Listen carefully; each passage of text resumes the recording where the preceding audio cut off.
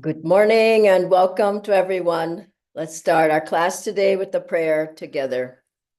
Heavenly Father, Divine Mother, friend, beloved God, Guru Preceptors, Jesus Christ, Babaji Krishna, Alayadimashaya, Swami Shri Yukteswarji, beloved Master Paramhansa Yogananda Ji, saints of all religions, we bow at thy feet. We ask thy blessings on our lives as we seek to attune ourselves ever more completely to thee. Om Shanti Shanti. Today's class is on the need for energization. And before we start with our song, I just wanted to say that we're just coming back from a wonderful program in Hyderabad where we tested this out. We had people up moving, doing super conscious living exercises, full yogic breath, a few of the energization exercises, and various double breathing with tension, sitting in the chair. And it really, people absolutely loved it. So I want to start with this brief reading before the song. That's something I found online this morning about inactivity. Lack of movement or inactivity poses significant health risks, including obesity, diabetes, cardiovascular diseases, and psychological issues like depression. Sedentary lifestyles, exacerbated by digitization and remote work, contribute to these risks by reducing physical activity levels. Additionally, inactivity can lead to weakened muscles and joints. So let's start now with the song and then a brief video by Swamiji on this topic, and then we'll go forward. Welcome again, friends.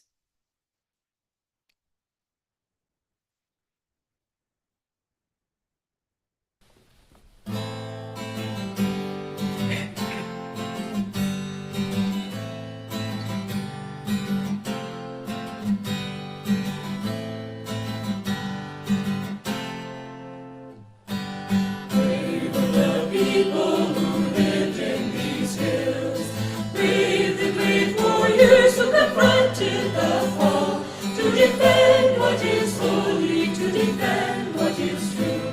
Our Lord of mankind in his duty bestow. Glad all our children who people these hills, glad in their visions their hearts understand what became of past struggles, now the records are still. But courage still lingers, giving strength to the land. Hunger for riches, for power, and for fame, by favor they think they will grow. The battles they fight, the victories they win, are never the victories they know. Men hunger for riches, for power, and for fame, by favor they think they will grow. The battles they fight, the victories they win, are never the victories they know.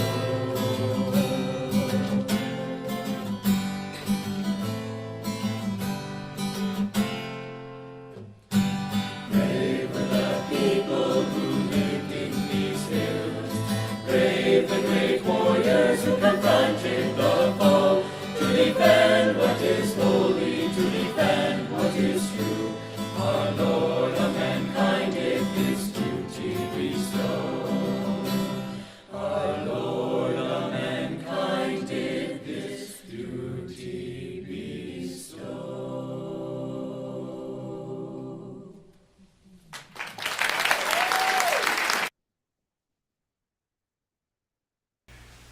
Sit straight. Look up. You know, the direction of energy in your body, of consciousness in your body, determines to a large extent whether you are going towards more energy or less energy.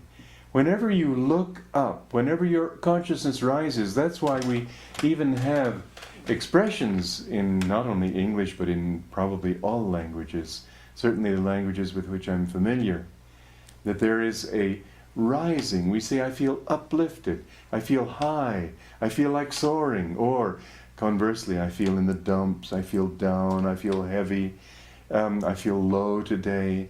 These two modes of speaking relate to two things. One, a direction of consciousness and energy, and two, to an increase of energy or a decrease of energy. So that when you want to live more energetically, learn to sit up, learn to look up more. Don't always sort of sit with your head in your hands. Don't tend to slump, but put your shoulders back. Sit up straight, smile more. Smiling helps to bring energy, to raise your level of energy, and try as much as possible to feel that your energy is going upward toward things rather than downward away from things. Because when there's a downward movement of energy in the body, it's accompanied by a feeling of rejection, of withdrawal, of no longer wanting to be involved. And you notice this in yourself, that any time that you begin to feel like getting disinvolved, uninvolved, there will be also a sense of heaviness. With that withdrawal, a sense of feeling low, feeling down. So, several things we've talked about. Living in an ocean of energy, affirming that energy, using the hands to give a sense of that energy, moving lightly, sitting lightly, looking up more rather than down, keeping the mind more in an upward flow. Another thing that will help you is to be surrounded by things that lift your consciousness. I want to start today with an amazing story from this book by Oswald Pereira. He interviewed Jyotishan Deviji last year about Ananda. Ananda's mentioned many times here. Jyotishan Deviji's quotes are here, Swamiji quotes. It's a wonderful book, which you'll be able to get from your centers soon. But I found this story I thought I would start with. It's a brief story. This is from the book Shaped by Saints by Devi Mukherjee, a miraculous healing that Master did in India. One day in 1935, Yogananda, his boyhood friend Tulsi Bose, and two others were meditating in a room when one of Tulsi's cousins rushed in crying urgently, "Come quickly, it's my wife, she's dying." The two doctors in attendance had told the husband there was no hope for his wife's recovery. Tulsi's cousin knew Yogananda and had faith in him. Therefore, hoping against hope, he had come for help. Yogananda, with Tulsi, his cousin, and the two others who were meditating, rushed to see the dying wife. On arriving at the cousin's house, Yogananda went immediately into the bedroom, Devi writes in his book. Asking others to wait outside, he closed the door. Meanwhile, another highly respected physician who came to see what he was doing was obliged to wait outside. Yogananda didn't come out for more than 45 minutes. For Tulsi's cousin, it seemed like an eternity. Finally, when Yogananda came out of the room, the cousin's wife was with him, walking without assistance. The three doctors waiting outside were astounded. This, they exclaimed, was truly a miracle. Yogananda told the husband, after we leave, she will sleep 1 or 2 days. Don't be alarmed and don't call her. She will be all right and will eventually regain her full strength. After that, the cousin's wife came frequently to see Yogananda while he was in India. Eventually, she became his disciple and took Kriya initiation from him. Wow. What an astounding story. And from this power that Master had, he drew from out of the ether, he developed these fantastic exercises that we do every day. He also gave a couple of other stories in Autobiography of a Yogi, which are amazing. Giri Bala, who hadn't eaten, I believe it was for 50 years, I think. She hadn't eaten anything. Master asked her, he went to see her in 35, 36, and he said, how are you living? How is it that you don't eat? First, he said, tell me for sure that you don't eat anything. She said, Baba knows. And he said, well, how are you living if you don't eat? And she said, Baba knows. And Master said, you are feeding from the prana coming in through the medulla oblongata. That's how you stay alive. And she said, Baba knows. And also he went to see Teresa Neumann, who hadn't eaten anything for 25 years. And she said, I live by God's light. And so Master knew that this was the direct source of energy, of prana. He developed way before that. Not developed, he drew from the ether. The recharging exercises, recharging the body battery, recharging the cells, recharging the tissues, recharging the organs, recharging every part of the body with the prana, the cosmic, conscious cosmic life force that sustains everything, every plant, every tree, the sun, the sky, the oceans, the moon, every animal, every creature is sustained by this cosmic life force. And we are sustained by it as well. And Master developed them so that physically we could ward off disease, ward off ailments, be preventive, not have to take pills every day, be in the hospital, be sick all the time, that physically we could keep our bodies fit for self-realization, as he said, and also for mentally, that we could keep a strong mind, be able to have a good memory, be able to be creative, have initiative, inspired, be able to be focused and concentrated, to do our work properly. He created them so we can keep our mental function clear.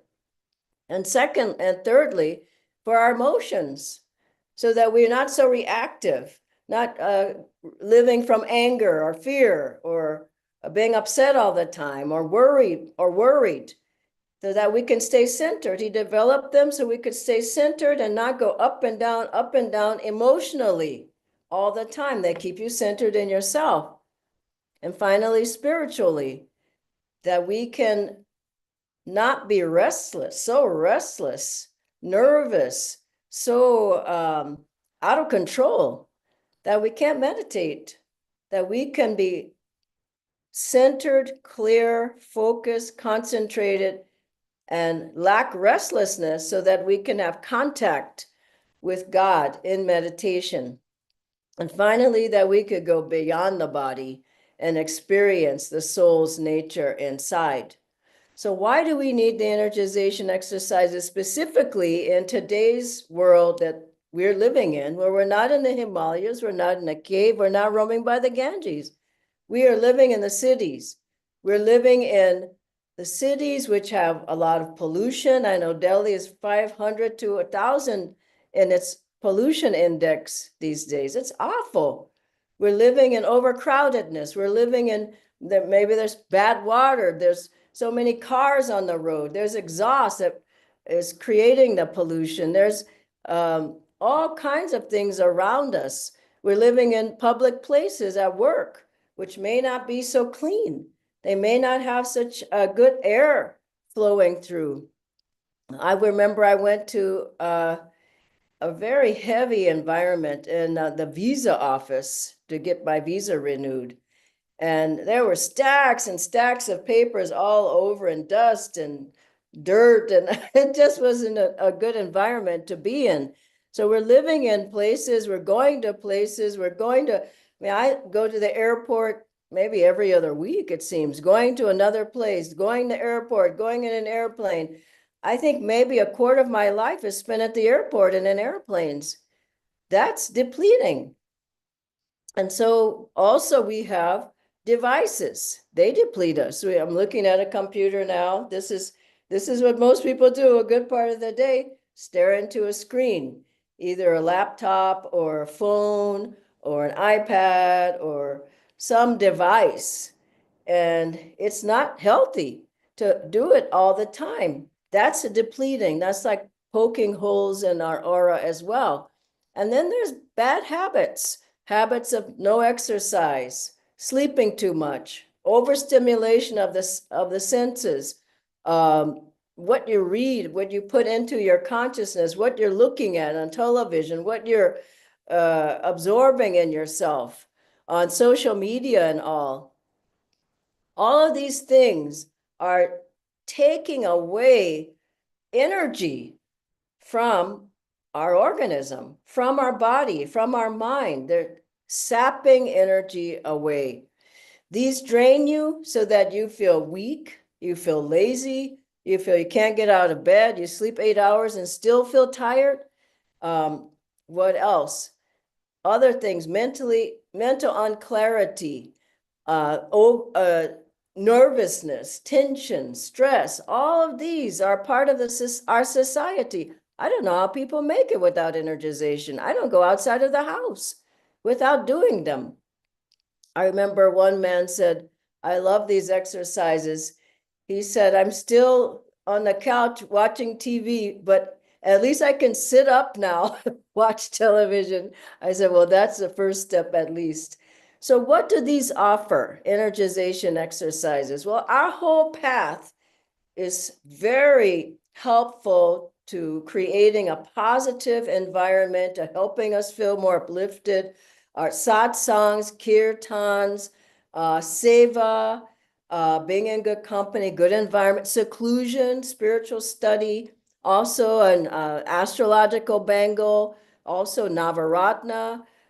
You can read about these in Autobiography of a Yogi. They're very helpful. But one of the most powerful tools and practices that we have for keeping our aura strong, for making us more magnetic, for bringing in prana in through the medulla, into the whole body and charging up the body, getting rid of tensions and stresses and mentally, physical and all, is energization.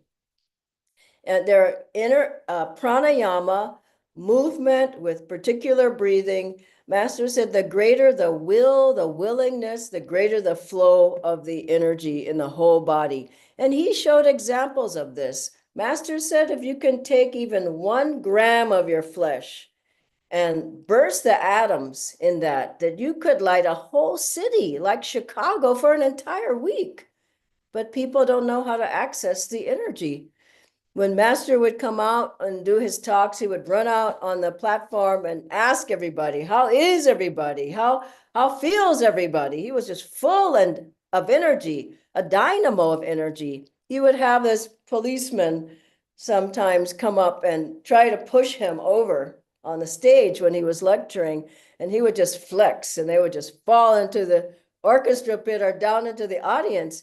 He showed the power that we have. And why did he show it? Because he wanted to show us. You don't have to be sick all the time. You don't have to be sleeping all the time. You don't have to be pulled out by the senses all the time. You don't have to have bad habits all the time. You don't have to feel low energy, laziness. You can be a dynamo of energy and power. And so energization strengthens you, makes you more magnetic, gives you more energy. And let's face it, prana is the direct source of our full sustenance in life. Food helps us. Of course, we need to eat unless we're like Giri Bala or Teresa Neumann. Food gives us sustenance. Sunlight gives us sustenance. Water gives us sustenance. Oxygen gives us sustenance. But they all have to be converted into prana. If there were a corpse on the ground, just giving it food is not going to bring that corpse back to life because the prana is no longer there. And so you can live without food for a few weeks, maybe longer if you know how. You can live without water for 3-5 days, maybe. You can live without oxygen for 3-5 minutes, maybe. How long can you live without prana? Hardly any time at all. Prana is the base of our whole energy that comes into the body, that sustains us, that heals the body, that keeps the body healthy and well. Prana, if we can tap into prana every day and draw it into the body, we can stay healthy, youthful, flexible, happy, and well. And I've met a lot of people way younger than I am, and they look way older than I am. I met a man, in fact, the other day in Hyderabad, and he said, "Oh, even a meditator. Oh, I'm doing this. I have this level of this, and I can do Ketchari Mudra and all." And I just looked at his face. I said, "Something's missing. There's no energy in his face. There's no energy in the eyes. There's no life force." And also, as you do energization more and more, you feel more joyful. You feel more happy. You feel more centered and clear. There's power that's flowing through you. You don't feel weak anymore, low energy, depressed, lazy. And so as we do these, we really help Divine Mother to help us to stay well, to help us to stay clear-minded, to help us to stay spiritually connected. As we do them, we help Master to help us to stay awake and ready, really, on the spiritual path to be able to find God. So I want to end with a few practices that we can do. I can't stand and do them with you, but we can do some sitting down. First, let's do the double breath. Let's inhale with a double breath through the nostrils, and we'll tense our whole body. The whole body will be vibrating. Feel first the medulla oblongata at the base of the skull and brain. There's an indentation there. This is where the prana flows into the brain and into the whole spine and into the body parts that we're tensing. I won't be doing a class on energization. You can learn from our centers. You can learn from our YouTube videos as well. But feel the energy come in as you inhale through the nose. We'll do a double breath through the mouth. We'll inhale and tense our whole body until it vibrates. And then we'll exhale and dump the body and detoxify the body. We'll inhale prana, fresh prana into the body. We'll detoxify by exhaling through the mouth toxins from the body. I'll do it once to show you.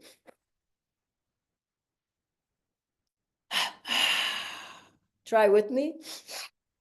You can do this standing, sitting, lying down. Master even said to get up out of the bed in the mornings, lie on your back and do this lying down. Try again. And once more. Feel the life force coming in, hold it in your whole body, your whole being. Exhale. Expel the toxins once more. Whole body is recharging like you charge your phone. Exhale. Feel the stress and tensions being dissolved from the body. Now let's do the shoulder rotation. I'm just doing ones you can do in a chair as you're doing your work, at home. Let's just rotate the shoulders forward. I'm lifting the whole shoulder and go back. Reverse, tensing. Relax at the bottom, tense all the way around. Relax at the bottom, tense. Relax. Let's try that once more. Forward. And relax momentarily. Tense with will. Relax and feel the energy. Tense with will. Relax. Go backwards the other way. And relax. And relax. Tense. And relax momentarily at the bottom. Now this will keep your spine straight. People later in life, even young people I've seen, they start slumping. They walk like this, they sit like this. Keep your spine straight. This will help you to keep the spine straight. Let's work on the throat. Now, there's a lot of problems people can have with the throat, sore throat, various things. So let's tense, whole throat, and relax it. Tense till it vibrates and relax. Tense the whole throat. This is the whole throat, neck area, and relax. Now, the sides, left, relax, right,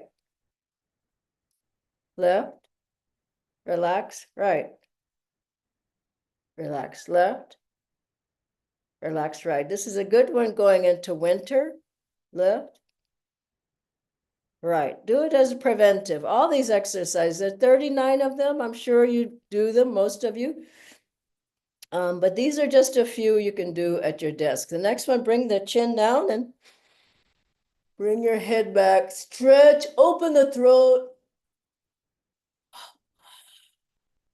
Double breath out through the mouth. Bring the chin down. Double breath up. Bring the head back. Out through the mouth as you relax. Then bring your head back. Open the throat and neck. Relax down. That's a wonderful one for the whole neck.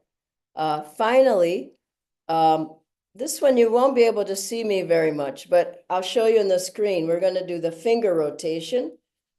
You're working at the computer all day or on your phone. This will help to keep your fingers limber and flexible. So down at your sides first, vigorously open and closing the fingers, out to the sides. You can do this several times a day, just sitting at the desk. Forward, up.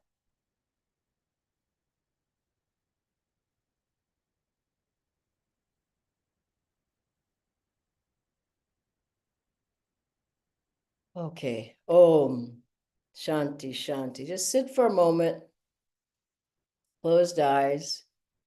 Feel the vibration, the tingling, the energy, prana flowing in your hands. Surely you feel that in your arms, your spine, your brain, your legs, feet, just in 2 or 3 minutes. The lightness in the body, the lack of heaviness in the brain. In fact, let's do one more, just wrapping the skull all over. This is a great one to do at your desk, or here again, you can do it standing up or sitting down, but this is a wonderful one for the brain. Then massage the scalp.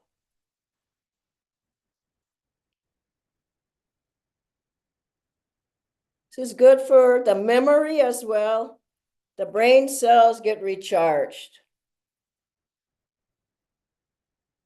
Okay, Om Shanti, Shanti. Okay, I'll ask Natindra to join me on the screen now. We have a couple of questions. Yes, Dhyanaji. Thank you so much. The first question, Dhyanaji, is that I'm unable to associate energization with meditation because meditation is supposed to be for calm and to be peaceful, but energization is so physical. So is there a connection that I am perhaps missing? Yeah, well, the thing is, you're not calm or peaceful, typically. So you need to get calm and peaceful to be able to meditate. That's one thing. Another is people typically don't have enough energy to meditate. Meditation takes a lot of energy. It's not you're lying back on the chair or on the couch and no, you've got to be dynamic in meditation. You got to be focused in meditation. There's got to be an upliftment of energy. We're trying to raise the energy, bring it in and bring it all the way up to the seat of higher awareness, of super consciousness. You're not going to do that lying on the couch snoring. So you've got to have dynamism to meditate. You've got to have Shakti to meditate. Energization gives you both of those. Energy, Shakti, dynamism, focus, concentration, power. By the time you sit down to meditate, there's something happening. Just in those 2-3 minutes, you could feel energy is just building, building. Otherwise, the body becomes like stagnant water. And that's not good. Everything is just stagnating. And you just get older and older and older overnight. Energization keeps you fresh, and then you can meditate with focus, with dynamism, with concentration, and let's face it, with energy. No, this is the cornerstone of the path of Kriya Yoga. You can't concentrate if you don't have any energy. So our Hong Sa's concentration, you can't go inside hearing the sound of the chakras through Om if you can't even, you don't have any energy to go inside. And you certainly can't do Kriya Yoga, which is a dynamic energy practice, pranayama, if you don't have any energy to move in the spine. So it's vitally important. If you're not doing it, please begin. It'll save you years, maybe lifetimes. If you just can get engaged, keep the body strong, it'll keep you healthy on all levels. Then, Thank you. The next one, Dhyanaji, is that if I'm physically fit and I have an active lifestyle, then do I still need to include energization in my routine? Because will that help because I'm already at a pretty good level? yeah, what level though? So you're not spiritually at a good level, you know? You might have good muscles, but that breaks down after a while. It's just pumping iron isn't, these are pranayama practices which engage the will and the whole body and bring in the pranas behind the muscle, isn't it? So you can pump the muscle, and I've seen people who are like this, but they can't really move well because they're stuck. So these make you flexible. Surely there's energy, but strength comes from prana. It's not coming from a big muscle. And so as you do the exercises, you feel your other exercises may get better. But I mean, I've done gymming as well, but these are just so much more dynamic. They give you more energy. They give you more prana. They give you flexibility. They give you strength. And for us, they give you attunement to a higher source within us, which is energy, prana. We're not these physical bodies. When you drop the body, you still will have your soul there. So we're not just on a physical level. I think that's where people just go to the gym. They make a mistake. I'm a physical being. That's it. No, you missed the point there. Okay. Last one, Dhyanaji. So you yourself have been energizing and doing these exercises for about 5 decades, Dhyanaji. So what changes personally have you felt and experienced through these? I have a lot of energy. I have more energy than most people. And strength, focus, Shakti flowing all the time. And where does that come from? It comes from energization. I've been here 20 years in India. I've never been in a hospital. I've never had any major illness. I've been strong. I've been well. I'm joyful, happy. Uh, I can keep going long after other people have dropped out of the race. And I know it's due to energization. Now, why is it due? What is the link? Energization links me, to the power of our gurus. It comes with their power, their blessing, but their power is behind. Every time you do it, you feel, boom, God's power is flowing into you. So what else can I say? I'm creative. I can do things that other people don't do, learn instruments, learn at an older age, learn new languages. It doesn't bother me. I travel around. I'm going somewhere every other week on an airplane. Most people go somewhere every few months, but it's like you got to be able to move, keep the energy going, keep the flow going. My mind is clear. I can meditate deeply. Those are all benefits of energization, Guru's grace, all the practices. But without energization, I think we can just forget it. You just you can't fight this world that we're living in with all the distractions, all the noise, all the pollution, all the people over the crowd. You just can't do it. So I think I've been able to travel in many countries. I lived in Italy, I went to Africa and Australia, and I've been throughout America teaching, and now I'm in India. Why? Because I energize every day. That's one of the big reasons. So I hope you all would take it seriously and get up and get moving. Do it at least once a day. If you're ill, do it more. As a preventive, do it more. But the point is, do it. Okay, God bless you all. Thank you, Natindra. Bye-bye.